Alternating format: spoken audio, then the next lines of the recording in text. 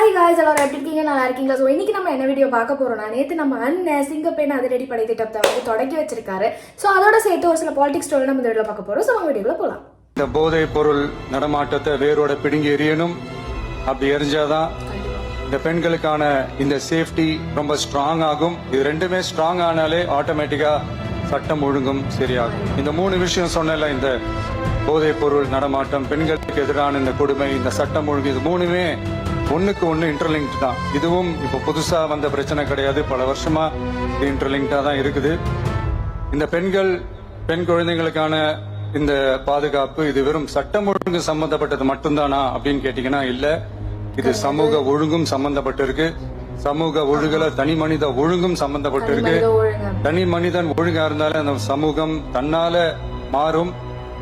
ஒரு கட்டுப்பாட்டோட ஒரு பொறுப்பா இருந்தாலே இந்த மாதிரி பல பிரச்சனைகளை நம்ம கண்ட்ரோல் பண்ணலாம். சீரியஸா அண்ணன் சொல்றவே தான்.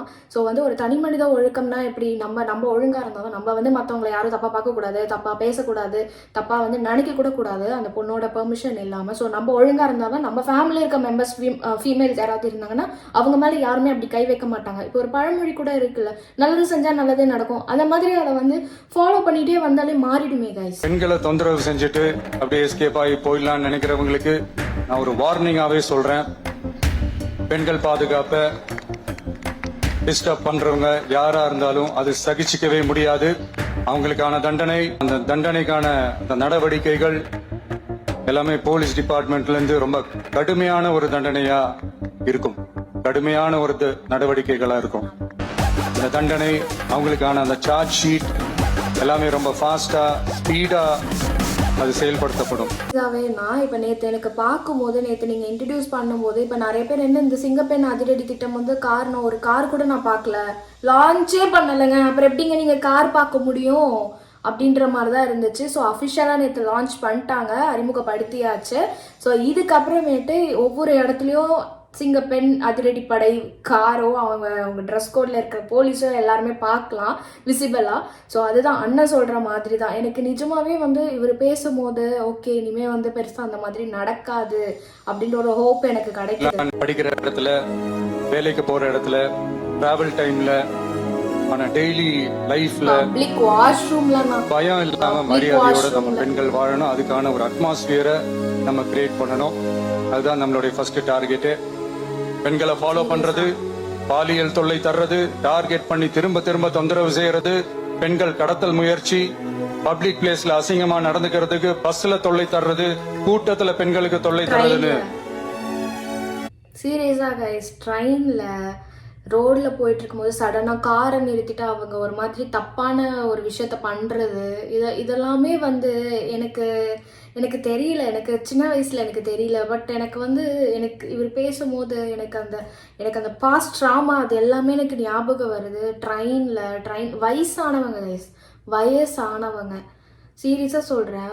எப்படி சொல்கிறது, நம்ம யங் ஜென்ரேஷனை கூட நம்பிடலாம் போல இருக்குது. வயசானவங்க இருக்காங்கல்ல, நான் ட்ரெயினில் போகிறேன் குடிச்சிட்டு சாஞ்சிக்கிட்டு வர்றது ஒரு மாதிரி, அது எனக்கு சொல்லக்கூட எனக்கு விருப்பம் இல்லை கைஸ். தடுக்கிறதுல ரொம்ப முக்கியமா இந்த சிங்கப்பெண் படை செயல்படும்.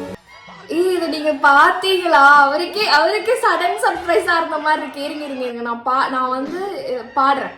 ஒரு கண்ணு உறவு கண்ணு உன்ன முச்சு பாக்கு நின்னு சின்ன மராசவரா மீச முறுக்கு எங்க மண்ணு தங்க மண்ணு முன்ன வைக்கு சிங்க முன்ன முத்துமணி ரத்தினத்தை பெத்து எடுத்து அரைஞ்சிதோ. Oh my god guys, அவ்வளோதான். நான் கொஞ்சம் கேவலமாக தான் பாடுவேன். சொல்றது யாரும் வந்து கலாச்சிடாதீங்க. அவ்வளோதான்.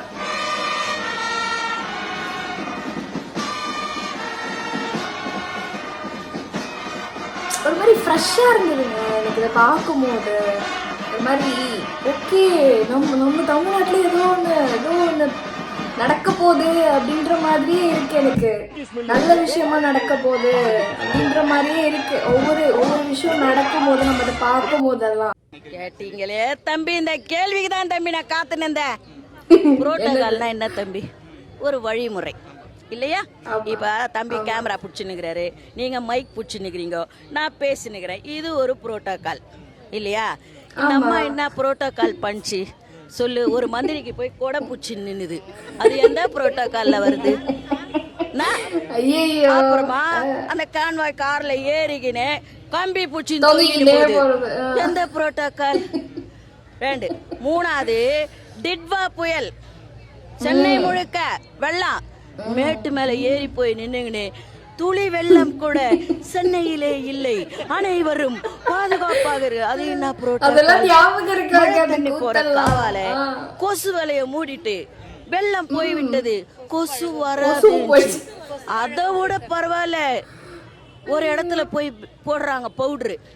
ஒரு தம்பி வந்து உங்களை மாதிரி ஒரு தம்பிக்கு என்னம்மா கொஞ்சம் கூட வாசனை வரலையே, இது என்னம்மா பவுடரா போட முடியும்? நீ எந்த பவுடருனா போட்டுக்கோ, காவாக்கு பான்ஸ் பவுடர் போடுறது என்ன புரோட்டோகால்? இந்த புரோட்டோகாலை இன்னும் கூட நான் இழுத்துனே போவேன். முதல்ல அந்த மாதிரி தெரியல. ஃபர்ஸ்ட் மக்களால் தேர்ந்தெடுக்கப்பட்ட ஒரு பிரதிநிதி அந்த இடத்துல நிக்கிறாங்க இல்லையா? நீங்க மேயர், ஓகே, பெருநகர் சென்னைத்தின் மேயர் தான், நீங்களே கவுன்சிலரால தான் தேர்ந்தெடுக்கப்பட்டிருக்கீங்க, உங்களுக்கு கொடுத்த மரியாதை நீங்க ஓகே பண்ணீங்க. அடுத்து என்ன பண்ணா, இந்த அம்மா கிட்ட கூட 3வது ஆளை போய் தூக்கி கொடுக்குறா. என்ன புரோட்டோகால்? அது புரோட்டோகால்ல 6 மாசத்துல மாறிடும், புரோட்டோகாலே மாறிடும். ஏன்னா மாமன்றம் எங்க கையில, மாமன்ற சட்டமன்றமே எங்க பக்கம், அவனுக்கு மாமன்றா அதுவும் எங்க கையில் தான். இவங்களுக்கு என்ன புரோட்டோகால்னு நாங்க சொல்லி தருவோம். கூட இனிமே வந்து தகுதி இல்லாம இந்த மேயர் பிரியா வரும்போது படித்து வர வேண்டும் என்ற ஆலோசனைகளை வழங்கி இன்றைக்கு தமிழகத்திலே ஒரு ட்ரோலாக இருக்கின்ற அந்த மேயர் பிரியா ராஜன் அவர்களே, அவங்களே வந்து யார பத்தி சொல்றாங்க அப்படின்னு சொல்லிட்டு யோசிச்சுட்டுக்கிறாங்க. அவங்கள வந்து அங்க பாருங்க கைஸ், நமக்கு கூட அவ்வளவு சந்தோஷமா இருக்குமா தெரியல, பின்னாடி இருக்கிற பேக்ரவுண்ட்ல இருக்கிற எல்லாருக்குமே அவ்வளவு சந்தோஷமா இருக்கு, கையெல்லாம் தட்டுறாங்க கைஸ். ஐயோ,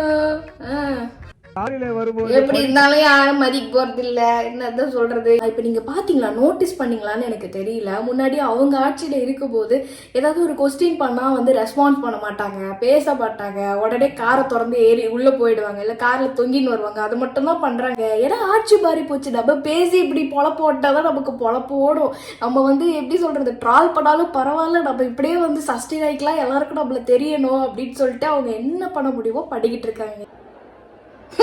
இது என்னங்க காமெடி? இப்படி எப்படி சொந்தமா செருப்படி வாங்கிப்பாங்களோ அந்த மாதிரி சொந்தமா கைத்தட்டல் வாங்கிக்கிறாருங்க. ஓ, கைத்தட்டு, நான் அப்படியே போன் பேசுற மாதிரி போறேன், போனே வரல. அது எப்படிங்க பேசுறாரு? எனக்கு அதுதானே எனக்கே ஒன்றும் புரியல.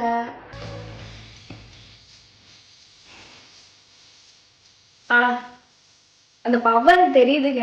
ஓகே, நமக்காக இவங்கெல்லாம் இருக்காங்க அப்படின்றது அந்த ஒரு தைரியமே வருது எனக்கு. உங்களுக்கு ஒன்று தெரியுமா, சிங்கப்பெண் சிறப்பு படை திட்டத்தில் வந்து திருநங்கையுமே இருக்காங்க. ஸோ இது சீரியஸாகவே ஆதரிக்க வேண்டிய ஒரு விஷயங்க. என்னோட சத்யராஜ் சாருக்கு சப்ஸ்டியூட் போட்ட மாதிரி இருக்காரு.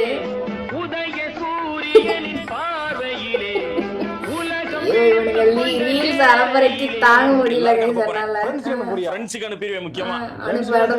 முதல்ல எனக்கு அனுப்புங்க, டிராவல் பண்றதுக்கு ஈஸியா இருக்கும். திமுக காரடா, காலம் முடிஞ்சதுக்கு அப்புறம் தான் படிக்கல தற்கூரி, ஒரு மண்ணும் தெரியாம வந்து எல்லாரும் பணத்தின் இருக்கு. என்னடா சொல்றது, எப்பயுமே ஓய்வுல இருக்கிற திமுக காரடா, முடிஞ்சதுக்கு அப்புறம் தான் நாங்க ஓய்வுக்கே வருவோம். ஓய்வுக்கு வந்துருவோம். நிஜமாவே திமுக காரணம் அப்படின்றது வந்து எனக்கு சந்தேகமா இருக்கு. ஏன்னா அவங்களே வந்து கலாச்சிக்கிறாங்களே, எனக்கு அதுதான் சந்தேகமா இருக்கு. சொன்ன மாதிரி டிவிகே மெம்பர்ஸ் தான் டிஎம்கேல இருக்காங்க மாதிரி, எனக்கு அதுதான் எனக்கு சந்தேகமா இருக்கு. வேணும்னு தானே பண்றீங்க. இவங்க 47, திமுக 72, யாருக்குமே என்ன பண்றதுன்னு தெரியல. ரிசல்ட்ட பாத்துக்கிட்டு இருந்த உதயநிதி டிவியை உடைச்சு அம்மா கிட்ட போய் அழுகுறாரு. எப்படி விஜய வந்து இந்த முதலமைச்சர் நாற்காலியில் அமர்ந்து நான் பார்ப்பேன், என்னால் தாங்க முடியாது என்று அன்னியார் திருமதி துர்கா ஸ்டாலின் அவர்களிடம் அழுததும், துர்கா ஸ்டாலின் சேகர் பாபுவை கூப்பிட்டு, தம்பி அழுவுது, நீங்க எல்லாம் எதுக்கு இருக்கிறீங்க, ஏதாவது பண்ணுங்க என்று சொன்னதும், சேகர் பாபு இதர திமுக எம்எல்ஏக்களிடம் பேசி வேலு, அனிதா ராதாகிருஷ்ணன் போன்றோர் எடப்பாடி பழனிசாமியை தொடர்பு கொள்கிறார்கள். நீங்க கத்தார்ல இருக்கீங்கல்ல, எப்படி ஓட்டு போட வருவீங்களா? சர்க்கார் இப்ப இங்க வந்து அது வந்தாச்சு. ஓ இப்ப இங்க மக்கள் வந்துட்டேன். ஓ ஓகே. அதனால தான் டிவிக்கு சப்போர்ட் பண்ணிட்டு இருக்கேன். அதான் உள்ளூர்ல இருந்ததா என்னது தெரிஞ்சது. உள்ளூர்ல இருந்தா தெரிஞ்சிருவோம். நீ உள்ளூர்ல இல்லையா? டிஎம்கே கக்கூஸ் கழுவிட்டு இருந்தியா? உள்ளூர்ல இருக்கிறவங்க எல்லாருக்குமே தெரியும் எது உண்மை எது எது எப்படி போயிட்டு இருக்கு அப்படின்றது. நீ என்ன கக்கூஸ் கழுவிட்டு இருந்த டிஎம்கேக்கு? வெளியே வந்துட்டு பாத்ரூம் விட்டு வெளியே வந்துட்டு என்ன நடப்பு அப்படின்றது தெரிஞ்சுக்கோ. தெரிஞ்சுட்டு நீ வந்து பேசு. காமெடி பண்றதுக்கு என் மேல கேஸ் போட்டுக்கிட்டு இருக்கானுங்க. நான் 41 பேரை கொன்னவெல்லாம் ஜாலியா இருக்கும். பட் எனிவே எனக்கு புரியல. காமெடி பண்ணுறதுக்கெலாம் யாரும் கேஸ் போட மாட்டாங்கங்க. நீ ஸ்டாண்டப் காமெடின்னு ஒன்று பண்ணுற பத்தியா, அதுக்கு நீயே தான் சிரிச்சுக்கணும். அவன் வந்து என்ன பண்ணுறான்னா அசிங்கமாக பேசுகிறாங்க. அது ஸ்டாண்டப் காமெடி எடுத்து பாருங்கள், அசிங்கமாக தான் பேசிகிட்டு இருப்பான். அங்கே இருக்கிற ஆடியன்ஸே கலாய்ப்பான், அசிங்கமாக பேசுவான். அதுக்கு உட்காந்து வெக்கமே இல்லாமல் அவங்க அந்த ஆடியன்ஸும் சிரிப்பாங்க, இவனும் சிரிச்சுப்பான். இதுக்கு பேர் ஸ்டாண்டப் காமெடி கிடையாது. இதில் கேஸ் போடாமல் உன்னை வந்து என்னை தூக்கி வச்சு கொஞ்சுவாங்களா? அசிங்கமாக பேசினா கோவம் வருங்க. அது வந்து நம்ம வந்து ஆதரிக்கக்கூடாது. அசிங்கமாக பேசினா கோவப்படணும், திட்டணும். ஒருத்தவங்களை வந்து உங்களை மரியாதை இல்லாமல் அவதூறாக பேசுகிறாங்கன்னா கோவப்படணும், சிரிக்கக்கூடாது. அப்போ கேஸ் வாங்காமல் பின்ன என்ன உனக்கு கொடுப்பாங்க? இதில் என்ன சொன்னால் 41 பேர் 41 பேர்ட்டு கொண்டுட்டு ஜாலியாக இருக்காங்களா? இது எவ்வளோ பெரிய ஒரு சென்சிட்டிவான நியூஸு. நீ திருப்பி அதையே பேசிக்கிட்டு இருக்க. இந்த வைஷ்ணவியை போட்டால் அடிச்சதுக்கு ரீசனே அதுதான். அவள் என்ன ஏஐயில் போட்டு அவள் இது பண்ணி போட்டுட்டு இருந்தா. எப்பேற்பட்ட ஒரு சூழ்நிலையில நடந்த ஒரு விஷயம். பெர்மிஷன் கொடுக்கல, ஊருப்பட்ட ரெஸ்ட்ரிக்ஷன்ஸ், இடம் எப்படி கொடுத்துருந்தாங்க. கூட்டம் அவ்வளோ பேர் வரும் தெரியுது. போலீஸ் ப்ரொடெக்ஷன் எதுவுமே இல்லை, ஒரு கொடுக்கல போன ஆட்சியில். அப்புறம் எப்படி அது ஒரு சென்சிட்டிவ் டாக்குடா. அதை வச்சுலாம் வந்து நீ வந்து ஜோக் பண்ணுறட்டு அசிங்கமாக கூட பேசிக்கூடா. அந்த 41 மேட்ரு மட்டும் இழுக்காதடா. அது எவ்வளோ ஒரு சென்சிட்டிவான ஒரு விஷயம். உங்கள் வீட்லேயும் இப்படி இந்த மாதிரிலாம் நடந்து அதை நீ ஸ்டாண்டப் காமெடியை ஜோக்காக கொண்டு வருவியாடா? நீ பண்ண மாட்டல. அது எப்படிடா? இது நீ வந்து விஜயை தாக்குறன்ற மாதிரி இல்லடா. அந்த 41 குடும்பத்தை வச்சு நீ பேசுறதுக்கு சமம்டா இது. சரியா? ஒருத்தனை வச்சு நீ வந்து விஜய நான் வந்து பத்தி நம்ம பேசிட்டோம், நம்ம ஒரு பெரிய ஆளு, நம்ம வந்து கெத்து காமிச்சுக்கலாம் கிடையாது. அந்த 41 கொடுமை இறந்தவங்களை வந்து இழிவா நீ ஒரு காமெடிக்கு நீ யூஸ் பண்ணிக்கிறடா. இதை நீ ஒரு காமெடி ஜோக்கு ஸ்டாண்டப்க்கு நீ யூஸ் பண்ணிக்கிற. வெக்கமா இல்லையா? இதுக்கு வேற ஏதாவது பண்ணிட்டு போலாமே, வேற ஏதாவது பண்ணிட்டு போலாமே நீ அப்படின்னு தான் எனக்கு இருக்கு. அதுக்கு சிரிக்கிறாங்க. என்ன மாதிரி மைண்ட் செட்ரா அவங்களுக்குலாம். கை தட்டாத கைகளெல்லாம் நான் பார்த்துட்டேன். 2 கேட்டகரி தான். 1 டிவிகே சப்போர்ட்டர்ஸ், 2 அரசியல்னா கிலோ எவ்வளோ அப்படின்னு கேட்கிற கேங். யாருக்குமே ஐடியா என்ன 41 பேர் செத்துட்டாங்களா, ஆர்சிபில 11 பேர் தானே அப்படின்னு. இவனுக்குலாம் வெக்கம் இதுவே இல்லையா? சிரிக்காத. யார்கிட்ட அடி வாங்கி உட்கார போறான்னு எனக்கு தெரியல.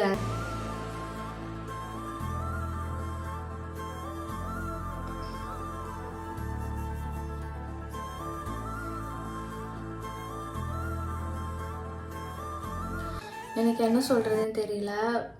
பிறப்புன்னு ஒன்று இருந்தா இறப்புன்னு ஒன்று இருக்கிறதான். பட் ஆனால் எனக்கு என்ன கஷ்டமா இருக்குன்னா அவர் பையன் இல்லை அப்படின்ற ஒரு கஷ்டம் தான். எனக்கு தெரியல. அவர் பையன் போனதுக்கப்புறம் அவர் கொஞ்சம் கொஞ்சமாக மெடிக்கல் அந்த மாதிரி வந்து இப்போது ஹாஸ்பிட்டல்லே இருந்தாங்க அப்படின்னு நான் கேள்விப்பட்டேன். ரொம்ப நாள் ஹாஸ்பிட்டல்லே இருந்தாங்க. நிறைய பேர் வந்து நிறைய ஆக்டர்ஸ் வந்து ஆறுதல் சொல்லிட்டு ஜாலியாக அவரை என்கேஜ் பண்ணிவிட்டு அவர் அந்த மைண்ட் செட்லேருந்து வெளியே வரணும் அப்படின்னு எவ்வளோ ட்ரை பண்ணி கடைசியில் இப்போ வந்து அவர் நம்ம கூட இல்லை. பட் எனக்கு என்னதான் இருந்தாலும் அந்த ஒரு பெயின் அவர் பார்த்துருக்காரு. நமக்கு தான் நம்ம பையன் கொல்லி வைக்கணும். நம்ம பையனுக்கு கொல்லி வைக்கிற அந்த மூமெண்ட் வந்து சீரியஸாகவே வந்து யாருக்குமே அது வரக்கூடாது மட்டும்தான் என் மைண்டில் இருக்குது. ஸோ அவரோட ஆத்மா நல்லபடியாக சாந்தி அடையணும்னு நான் வேண்டிக்கிறேன். ஸோ நம்ம எல்லாருமே ப்ரேயர் பண்ணுவோம். ஸோ ஹோப்ஃபுல்லி இந்த வீடியோ உங்களுக்கு ரொம்ப பிடிச்சிருக்கோன்னு நினைக்கிறேன். நெக்ஸ்ட் ஒரு சூப்பரான வீடியோ உங்களை பார்க்குறேன். பாய்.